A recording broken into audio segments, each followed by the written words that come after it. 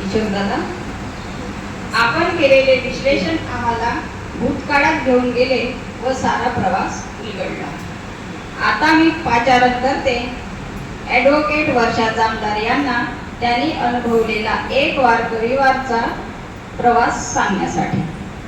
Advocate वर्षा जामदार.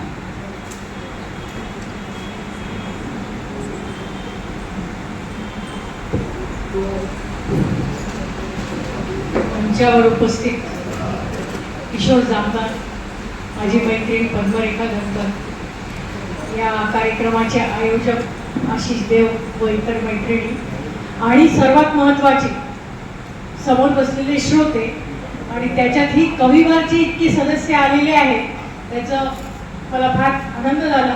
कारण कार्यक्रम सुरू झाला बरोबर 6:30ला ॲज युजल आशिष देवच्या प्रथेप्रमाणे, आणि तो कार्यक्रम सुरू झाला आणि त्यावेळेला कविवारचे कोणी नव्हते, माझे जे आप्तजन आहेत तेही कोणी नव्हते, आणि कार्यक्रम सुरू होऊन गेला.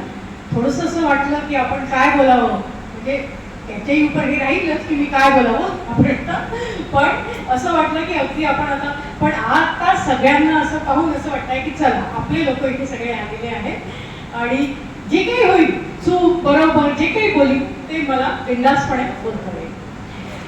कविवारमध्ये माझी भूमिका आता किशोरी जसं सांगितलं आणि आशिष देवला ही अपेक्षित आहे, एक श्रोता म्हणून एक भूमिका मी बजावली सतत 10 वर्ष जे काही, तर ती भूमिका बजावत राहिली. सुरुवातीला ज्यावेळेला कविवार सुरू झाला त्यावेळेला 15-20 लोक तर सातत्याने त्याच्यात राहायचे, आणि मी श्रोता म्हणून ही कविता चांगली आहे, ही कविता चांगली नाही, या दोनच भूमिका आहेत, की चांगली आणि नाही चांगली, बस. त्याच्या पलीकडे, कारण साहित्याशी माझा मराठी साहित्याशी तर अजिबात काहीही संबंध नव्हता, आणि महाराष्ट्रात आल्यावर लग्नानंतर आणि त्यातल्या त्यात चंद्रपूरला आल्यावर आणि मग त्याच्याही नंतर 1 वर्षी संबंधित झाल्यानंतर साहित्याशी जेवढा जवळचा संबंध आला, यापूर्वी असा कुठलाही संबंध नव्हता. माझं पूर्ण शिक्षण हिंदीमध्ये झालेलं आहे आणि मी मराठीतलं काहीही अक्षरही शिकलेली नाही आहे. त्याच्यामुळे असा, आणि मुळात साहित्याची रुची पण निर्माण नव्हती झाली, तोही एक भाग होता की कधीच रुची निर्माण होऊ नाही शकली, घरच्या वातावरणामुळे म्हणा किंवा काही जे काही वातावरणात आम्ही वाटलं, तर ती त्याच्यामुळे ही साहित्यात रुची निर्माण नव्हती झाली. पण कविवारमुळे ती रुची निर्माण झाली, पण ती श्रोता म्हणून निश्चितच मी काय इमाने इतबारे निभवली. एक वार कविवार सुरू होता तर ते पूर्ण वेळ मी तिथे हजर राहायची, जितकेला एका वेळा अशक्य झालं तर ठीक आहे.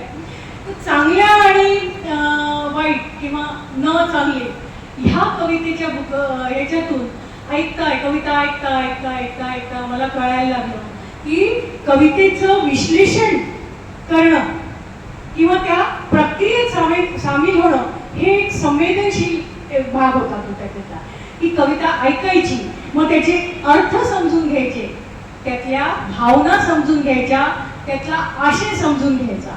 हा एक भाग श्रोता म्हणून मी करायला लागली. हळूहळू ही प्रक्रिया फार स्लोली गेली, पण ते मी व्हायला लागली.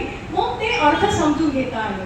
मग ज्या वेळेला अर्थ समजायला लागले, मग तो विषयाचाही प्रश्न तिथे आला की या कविते ही कविता मांडली आहे, ह्या कवितेचा विषय काय आहे, त्याचा आशय काय आहे. कारण तो विषय समजणं हेही महत्वाचं असतं. मी माझ्यापरी काहीतरी अर्थ काढायचा आणि त्याच्यातून वेगळाच अर्थ काहीतरी निघणार असेल तर तेही महत्वाचं होतं. तो विषय समजून घेणं. मग मला लक्षात यायला लागलं की येणारे कवी खूपच, एक तर बरेचसे तर खूपच प्रगल्भ होते. मग कधी निसर्गावर कविता ऐकायला मिळायच्या, कधी म्हणजे तत्कालीन विषय जे आहे त्याच्यावर कविता ऐकायला यायच्या, कधी सामाजिक आणि कधी प्रेम तर आहेच, प्रश्नच नाही. आत्ताच येता गाडीमध्ये बसलो होतो तर एका कवीची मुलाखत चालली होती रेडिओवर. तर रेडिओवर मुलाखत चालली होती तर त्या अँकरिंग करणाऱ्या बाईने विचारलं की म्हणे मग प्रेम तर हे म्हणजे कविता म्हटलं म्हणजे प्रेम ही अत्यावश्यक गोष्ट आहे त्याच्यातली, आणि प्रेमावर तुम्ही कोणती कविता लिहिली वगैरे असं त्यांनी प्रश्न केला. आणि त्याच्यावर त्यांनी मग सांगितलं मग मला आम्ही जस्ट पोचत होतो, इथपर्यंत आलोच होतो आम्ही. मी म्हटलं चला, प्रेम हा आपल्या कविवारमध्येही होतच. प्रेमावर कविता लिहिणारेही अनेक कवी होते आणि प्रेम हा त्यातला महत्त्वाचा विषयही तिथे कवितांमध्ये यायचा. काही वास्तववादी विषय यायचे, तर काही अगदी दैनंदिन व्यवहारातले आपण जे डे टू डे काही विषय पाहतो तर ते कवितेमधून प्रगट व्हायचे. म्हणजे एक असं वाटायचं की अरे हा विषय तर आपल्यालाही जाणवला, ही बाब किंवा हा मुद्दा आपल्यालाही जाणवला, पण आपल्याला ती मांडणी करता आली नाही आणि समोरच्या कवीने ते कवी रूपात ते कवितांच्या शब्दांमध्ये त्या विषयाची मांडणी केली.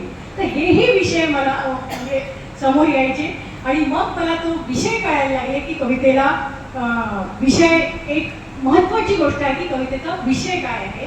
हे श्रोता म्हणून, फक्त श्रोताच्या भूमिकेतून बोलते आहे मी, दुसऱ्या कुठल्याच भूमिकेतून नाही. तर